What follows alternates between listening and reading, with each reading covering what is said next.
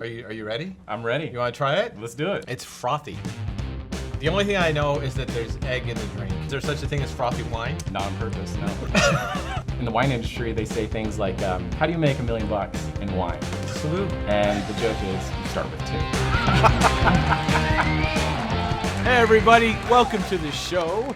As always, we're going to be talking about screw-ups and failure. So tonight, we're going to be talking to a guy that decided he didn't want to be part of the tech startup community. He had a really good go at it. He really enjoyed it. He was making good money and decided to start a winery. Before we do that, as always, Jack Sanders, our resident mixologist, bartender, polymath, has got a special drink cooked up for us tonight. Jack, what do you got? Tonight I've got a cocktail for you called the Whispers and Wells. It's chocolate, it's wine, verjuice, with Hennessy White as the base, not available for import, so I'm sure you'll enjoy it. Hey everybody, once again, I'm here with Lee Fergestrom. We're going to be talking tonight about his business, Fortuity Cellars. What were you doing before you decided to do a winery? So my background's actually in tech. So yeah. So it's pretty obvious that's the normal transition to wine. Yeah. No, so startups. So I got involved in startups out of college. I taught myself to code, and lucky for me, that was the time when technology was pretty hot. And went from one startup to the next startup to the next startup, and then. At one point in time, my wife Emily and I got married, and we were trying to figure out what we wanted our next few years to be. And we were like, working for other people is fun, but we want to do our own thing. And we talked through all the ideas, but we just kept coming back to wine. Wait, had you ever made wine before? No, this? never, not at all. No. Like not with the balloons under the counter, nothing, right? Not at all. Nothing. No, that's not important actually. Yeah. So you did entrepreneurial work, you like startups, things like that you worked for. Yeah. Learning how to code. Now that's a pretty exciting lifestyle though. Yeah, that's a lot of fun. Yeah. And doing that type of stuff. Why? Just you didn't want to work for other people, or you were getting tired of like the tech of it? Like why take the leap? A little bit of both. That's a fun question. Yeah. So first of all, you definitely want to do my own thing. Like I've always wanted to do my own thing. In fact, my first interview post-college, they were like, hey, what do you want to do? We've got this opportunity. Does that sound great? And I said, I want to start my own company. And they were like, well, that's interesting. That's not what we have to offer you. So it's always been something I've At least you're honest, right? Yeah. You're like, I'll work for you, but not for too long. I got other plans. And so wanting to work with something like tangible? Yes, 100%. Other than like code in the internet, right? Like being able to do something like that. Have you do you feel the same way about that? Yeah. It's definitely a very it's a grounded thing. So like when we work with our growers, you're walking out in the vineyard. Like before, touring a winery would be like, they have vineyards, those are cool. And you look at them from afar, and maybe you walk into them sort of. But it's like romantic. Yeah. And you don't touch the things, because these are not your things, right? But now we walk the vineyards with the growers. And it's an entirely different experience. And they talk about the things that are coming from the earth. And making stuff that comes from the earth, and then you look all around you and it's agriculture for days.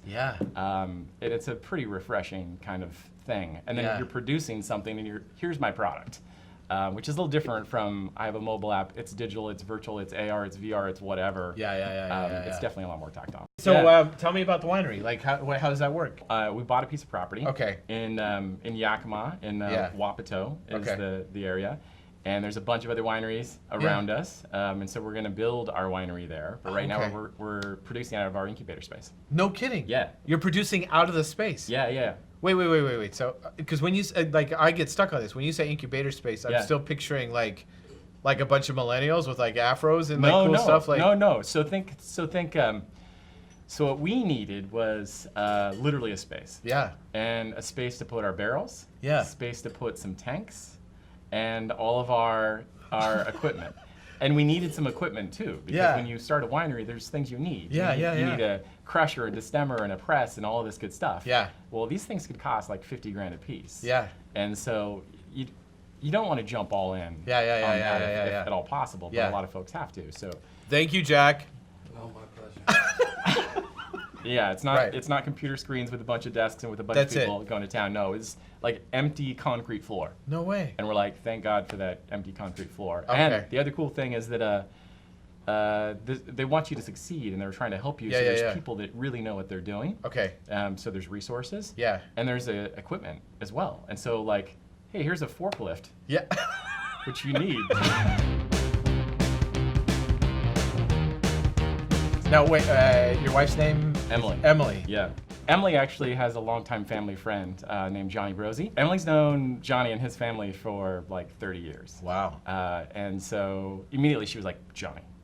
So we're like literally, I think we're in the hotel room, and she immediately texts Johnny like instantaneously because that's how she rolls. Yeah. So she was like, hey Johnny, we're gonna start a winery. What do you think? And he's like, all right, let's talk after. Like, it was like on a Sunday, and he was like, yeah, let's talk after the Seahawks game. What? And it was that casual. Priorities. Yeah, Yeah. yeah. And then we went off to dinner at this lovely little place, and we drank some wine, and we're like, that's cool, we just started a winery. So, and then Johnny afterwards was like, yeah, I'm all in, let's do this. So we were super fortunate. Like our team is pretty awesome. We were really fortunate in the construction of our team. So Johnny obviously knows how to make wine. He's made wine in a bunch of different places, in Australia and California and Oregon. And in Wait, Washington. in Australia? Yeah, yeah. What? Yeah, yeah. I really want to meet Johnny. Yeah, he's pretty awesome. Yeah, He's that's got awesome. Cool, crazy, long locks. He's a beautiful man. Yeah. And then Emily's background, she's represented cities and senators, and so she's got a Yeah. pretty strong PR and marketing background. Yeah. And she has this natural ability to connect to people. Yeah. And then my startup background, I try to use as much as that as I possibly can Yeah. and apply that to what we're doing. And so I think we look a little different than a lot of kind of maybe startup wineries. So, tell me what is like either like funny or sucks about it, and like getting started and putting that stuff together. Yeah. So first of all, yes, there's a lot of romance to it, but it's a lot of manual labor.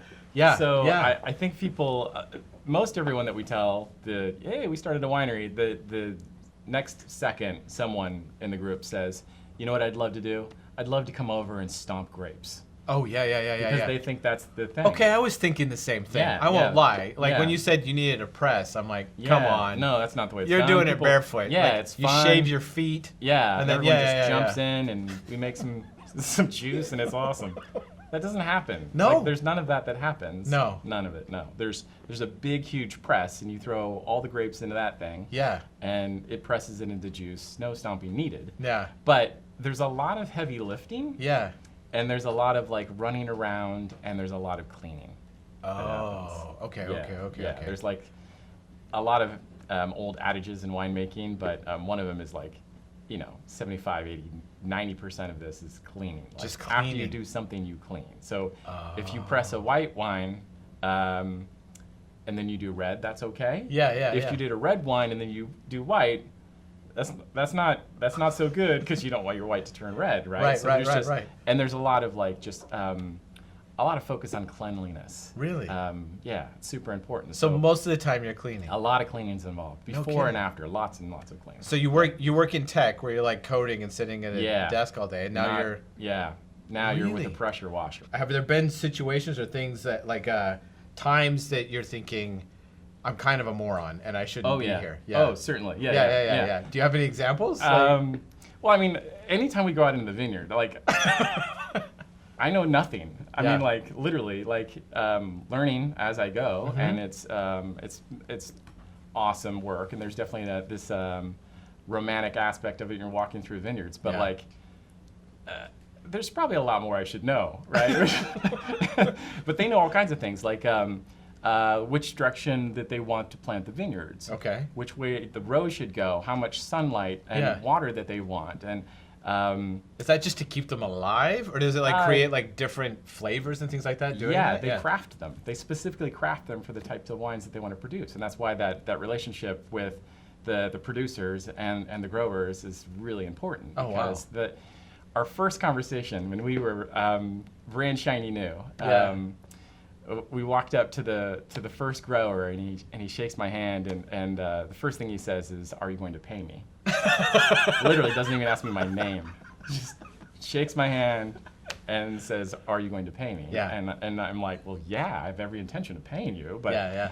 and then his second kind of dialogue was, "I'll farm it any way you want." Yeah. And I was like, "Fantastic." Yeah. How did you do it last year? Yeah. Because I don't know, but they Right. do shoot thinning, and they can crop one side, and so more sun gets in, but so that the berries don't burn. No way. Because you want sunlight, and for all of the phenolics and all this stuff to happen, Yeah. you want colors and aromas and flavor profiles, Yeah. and they dial in their vineyards to take Yeah. advantage of that. Holy and it's, cow. It's pretty cool stuff. Yeah. So for other people that are kind of in the same situation, is there any advice you would give to them? So one of my favorite quotes is Sam Altman from yeah. Y Combinator, and Yeah. And he wrote a book, an ebook that's free, by the way. Yeah. Called Thank you, Sam. Yeah. Yeah. Called Startup Playbook. Okay. And he has a quote in there that's basically like, all you need is a great idea, a great team, a great product, and great execution. Yeah. That's all you need. Yeah. So I think focusing on those things is really key. And the other Yeah. thing for me is like, if you're planning on starting your own business, like really do that, self-discovery to say, are you actually ready to do this? Because as I told you from the beginning, it's something I've always wanted to do. Yeah. But I wasn't quite ready to jump in all Yeah. in. And there's a couple, more adages in the wine industry. They say things like, how do you make $1 million in wine? And the joke is, you start with 2. And the other adage in the small business is like, what does it cost to start a business? Yeah. And the answer to that one is everything. Everything. So all your time, all your money, all your energy. Yeah. So be prepared for that. Yeah. But once you get to that point, and you must do this thing, and that's what it flipped for me. I Yeah. must do this thing. Right. Then you got to go. And you can't wait. You can't allow that hesitation to catch up to you. There's a Yeah. moment in time, there's 2 weeks, and I just distinctly remember this, Yeah. where I didn't look back. I'm like, we're doing this. And you go as fast as you possibly can and make as much progress as you possibly can. Yeah. And you just got to push, and your special power has to be persistence. Yeah. You just find a way. I love it. Yeah. Okay, well, here's to 2 weeks. Yeah. Right? Lee, thank you so much for being on the show. You better drink the rest of that, because mine's almost gone. Hey everybody, this episode is brought to you by GoDaddy, who, if you didn't know, is on a mission to empower everyday entrepreneurs all over the world. They've got all the tools and services to make you successful, and even better, there are thousands of GoDaddy guides all over the world, some near you, that will talk to you, that will have a back and forth with you to figure out what you can do to be better. So if you have taken the leap and you think you can inspire other people with your story, we'd love to hear from you. And hey, hope to see you on the show.